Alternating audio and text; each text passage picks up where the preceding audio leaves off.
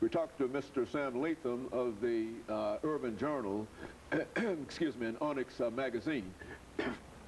Excuse me. And of course, let's see if we can pick up where we left off last time. Okay. Dealing with this issue of deregulation and the impact that deregulation has had upon affirmative action, which has led us to, I think, agree that there is now no affirmative action. Is that what? No affirmative action and no set-asides anymore. So the programs that was beginning to help us level the field sort of reversed on us before the field was leveled. So again, I referred earlier to Reconstruction period when African Americans started getting parity with the general market, and it came to an end. So has the modern era for affirmative action. It's come to an end, and I don't know whether it can ever be revived again with the current, I guess, climate environment for political and social discourse. I think it would be very difficult to get reestablished.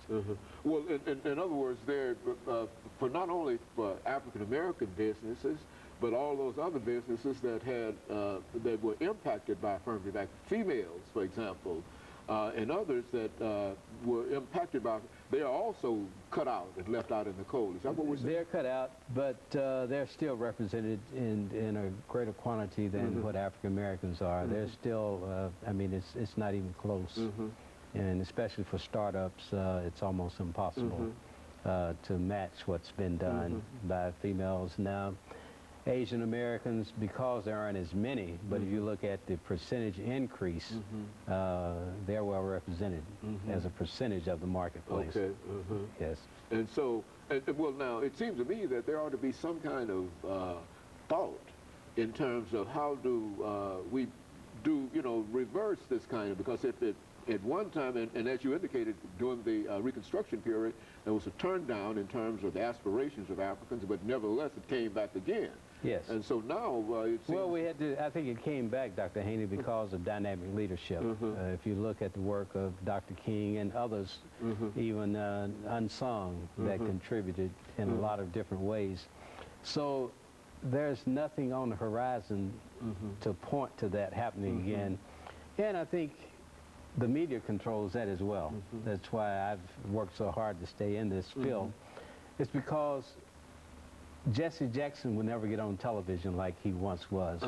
If King lived in this era, King's, I guess the work that he's doing, or he had done, would never be exposed to the public because they found out they can control the message. The message, Yes, if you're not on television, if they don't see people being attacked by the dogs and the fire hoses, then nobody knows about it. Out of sight, out of mind.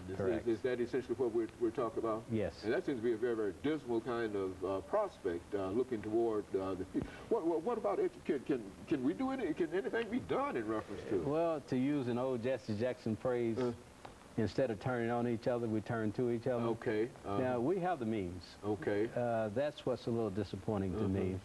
If you look at 192,000 people living in the Nashville SMA, Statistical Marketing Area, 8-county area, you're talking about $3.7 billion and 192,000 people. Dr. Haney, that's enough. That would provide all the commerce we needed. Just in that area? Oh, tremendous.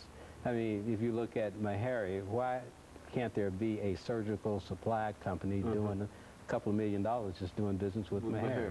Okay, so if we look at the services needed and that we would sort of rely on a natural market, if we say African American natural market, and we're not talking about racism, we're talking about racial pride, then we could solve our own problems if we have control of our own financial institutions.